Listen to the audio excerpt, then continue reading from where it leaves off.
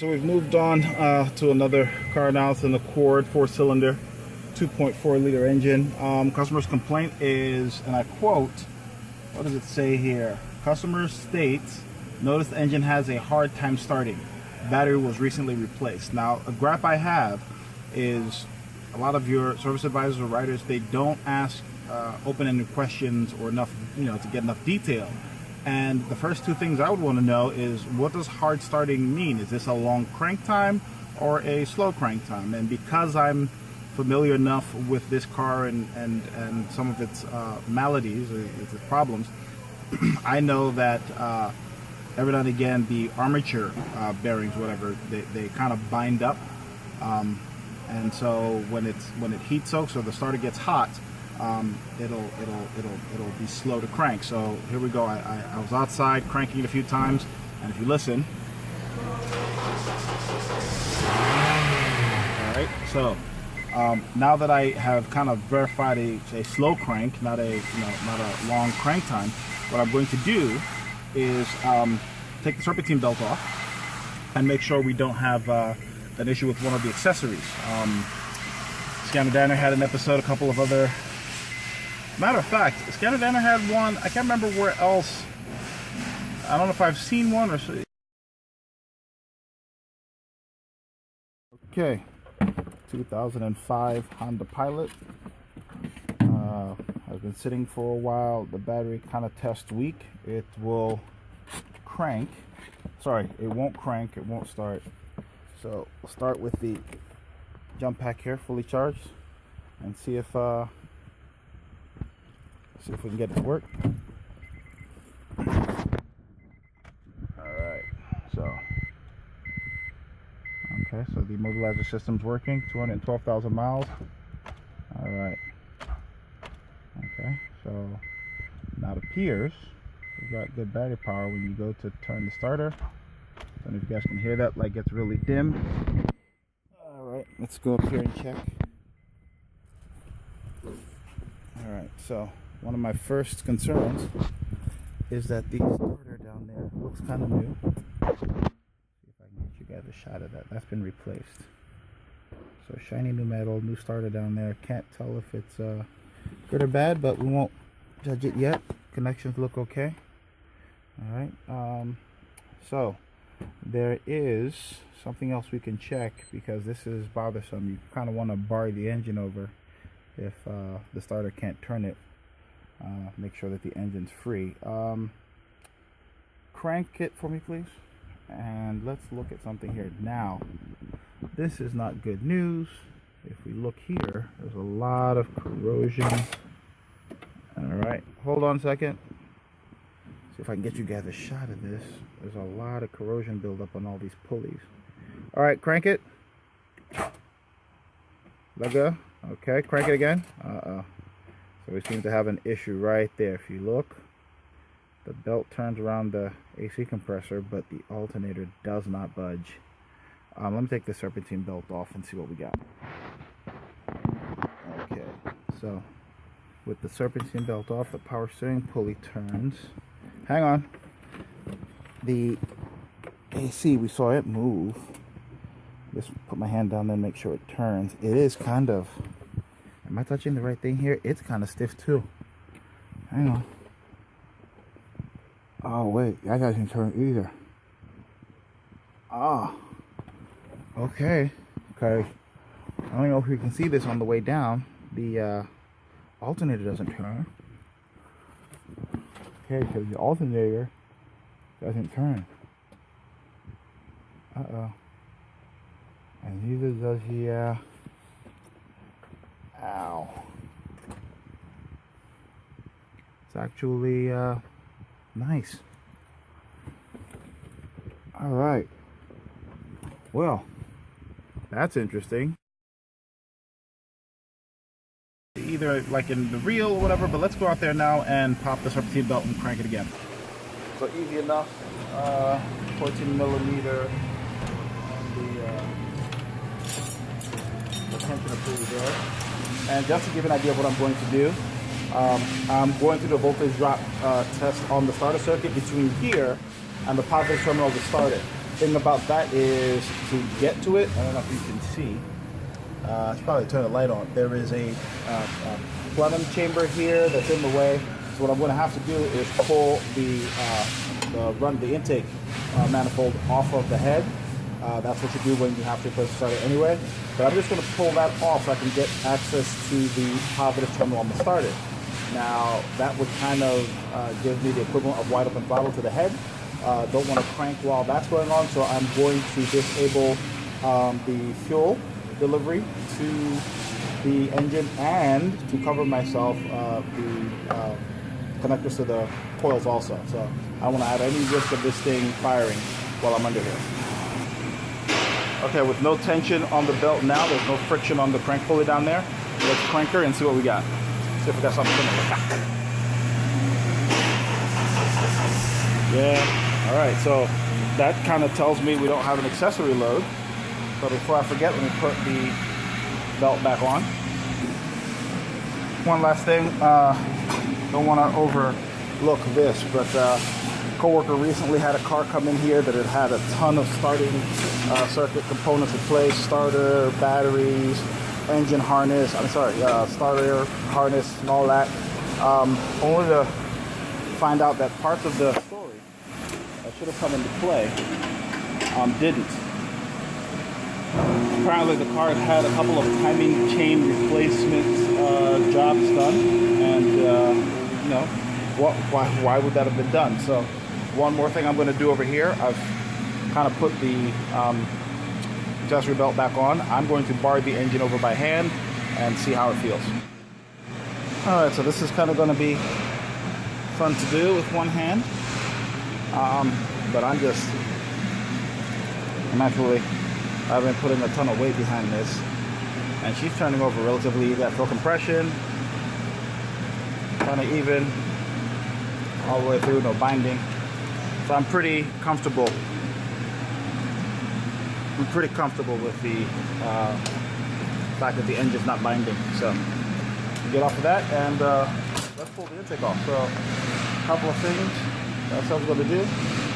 I'm going to disable ignition and fuel delivery real fast, specifically because I don't want to risk, a leaking injector, causing this thing to fire, or compression ignition. So, all right, let me loosen the cover to show what I'm doing.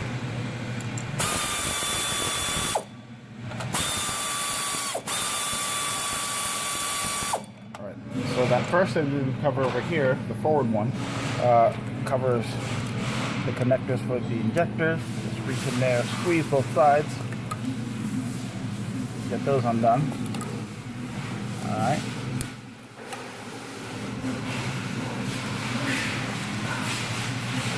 Now, depending on the severity of a leak in the leaking injector, probably be too lean to fire up at wide open, but that's not a risk I'm willing to take. So let's just go for overkill, shall we? All right, so real fast, disable. All right, so, and because they're both ground side driven, not gonna hurt anything here. Somebody's been living down here. Hopefully there's no damage. All right, so now that that's done, 1, 2, 3, 4, 5. If I remember correctly, 12 millimeters. There's a bracket down there. Okay, with a 12 millimeter on it. I do believe I'm gonna have to take this snorkel off. Oops, look at that. Happens frequently when air filters are changed, when the air box is pulled up. Move this. I do believe it's easier if I move the throttle body from the plenum, get more room, because this is attached to so many things. So let me do that.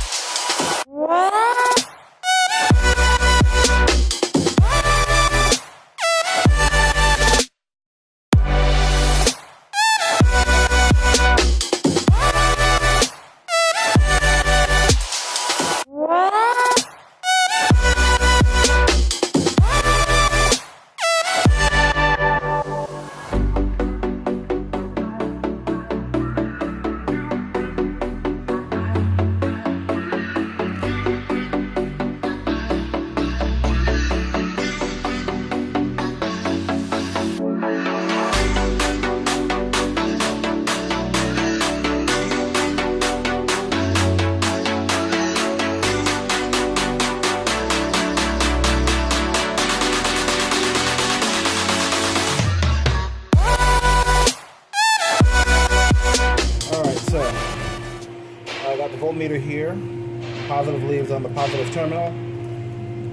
That lead, the battery lead, goes straight from there to the positive post of the starter there. So I'm going to go in there with the lead of the meter. Hopefully you guys can see from here. Alright, and then I'm going to put this amp clamp, you zero it. Alright, well, let me zero it before I put it on and the direction it's going to be. Alright, so that's zeroed. Put that there. Oh, perfect, you guys can see it. That's in the way. Alright, let's see if we zoom in. Upside down I know, but you guys need to see numbers. Let's set this up so I can go crank and you guys can let me know what we got.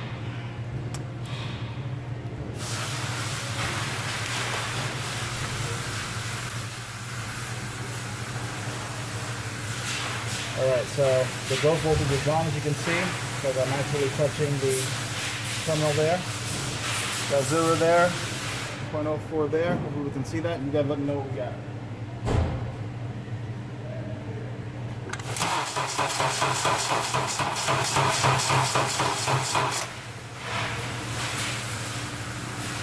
Alright, so I don't know what you guys saw after review the videotape. What the hell happened here? Why is it stuck on 5.5? I'm going to review the videotape and see what we see. Alright, so a couple of things that I noticed. The voltmeter auto ranged, and the starter seemed to be okay around 183 volts, but I'm not actually looking at cranking voltage now, which is a problem. But let's try it one more time.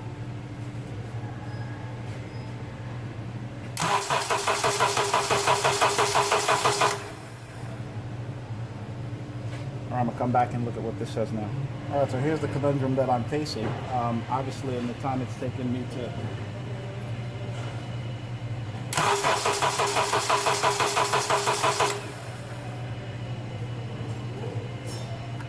In the time it's taken me to take that plenum off, it doesn't actually sound as slow as it did before.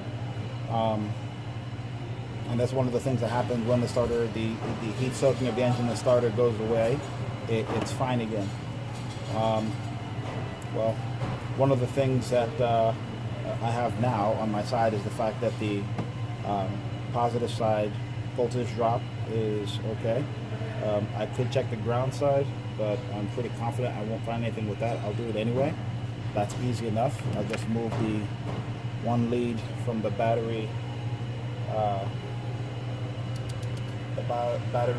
positive terminal to the negative terminal, and then jam the other one here somewhere on the body of the starter. See if I can find somewhere which would be a good ground against it, wedge it there, make sure ghost voltage is gone, and crank it. And you guys will be my witness there.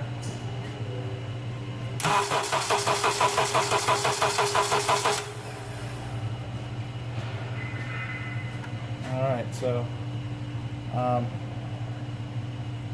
I am going to honor the customer's wishes, but at this point I only did this to cover myself in the event. I mean, the car doesn't look, but they rarely ever do when they have a problem in the harness.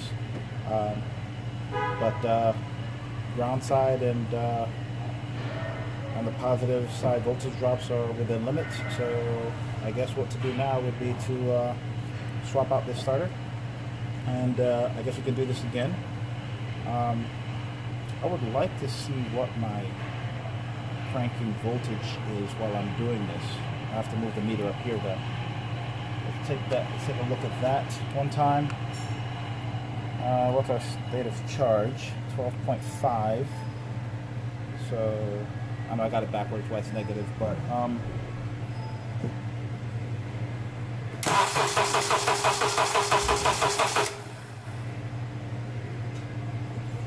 so I'm going to pause that, go back and look at what it recovered.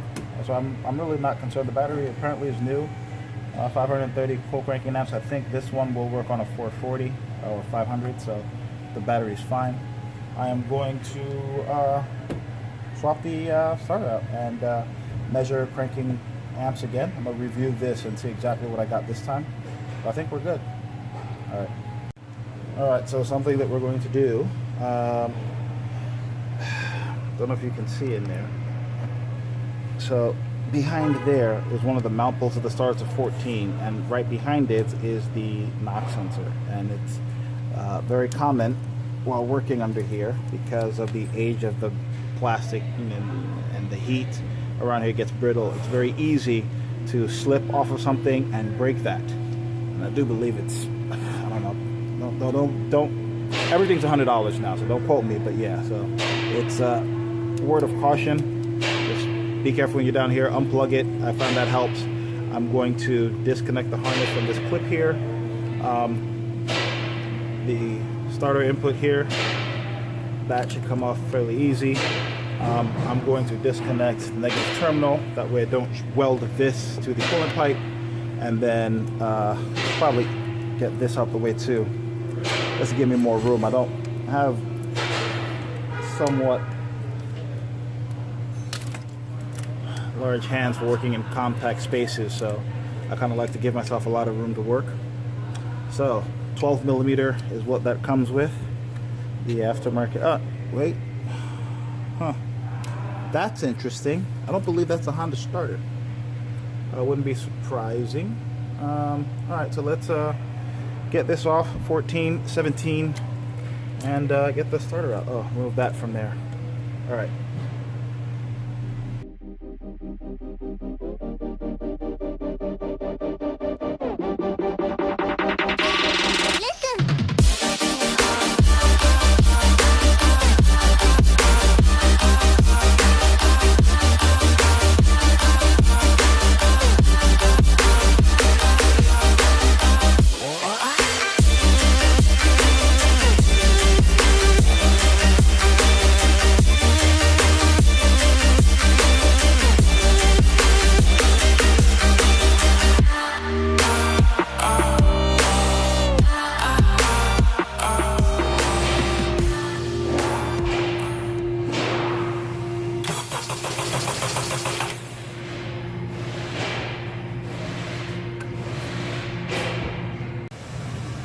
Alright, so looking at the videotape, it appears that this thing is comfortable at 120 amps. I think I said volts last time when I saw 180 or 170 something in there. So yeah, a lot more current draw on the other one, and it didn't even sound as slow as it did when we were listening to it before we did our measurements and checks. So I'm pretty confident that we just had a starter going bad. Voltage drop on the positive side was good, voltage drop on the negative side was good. There was no binding in any of the accessories nor in the engine that we could feel. So I'm confident that we've done this. So all I'm going to do now is put it all back together.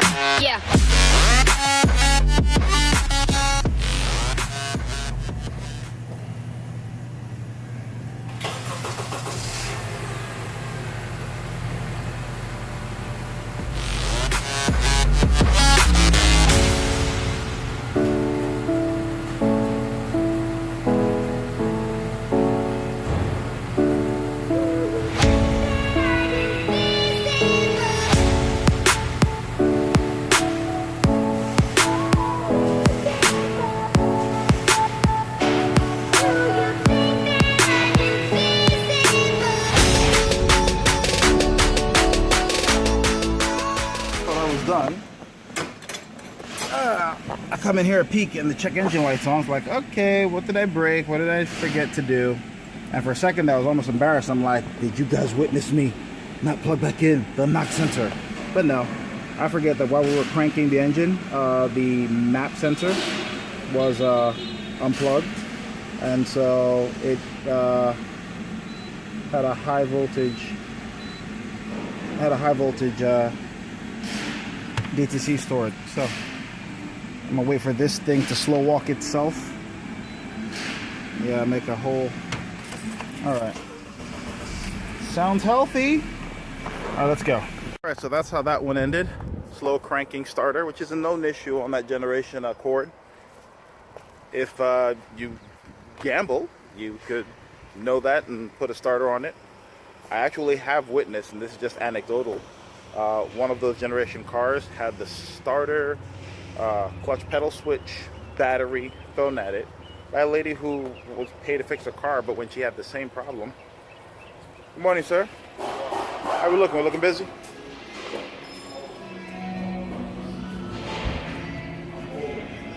Yeah. Yeah. So, needless to say, yes, she was livid. Only to find out that it was high resistance, and the trace in the ignition switch, the electrical portion of it was bad, had high resistance. We took voltage drop measurements right across the switch, and it, you get anywhere from 1 to 9 volts. When obviously when it was above like 7, it wouldn't start. But yeah, needless to say, that's that. So thanks for watching. Catch you in the next one.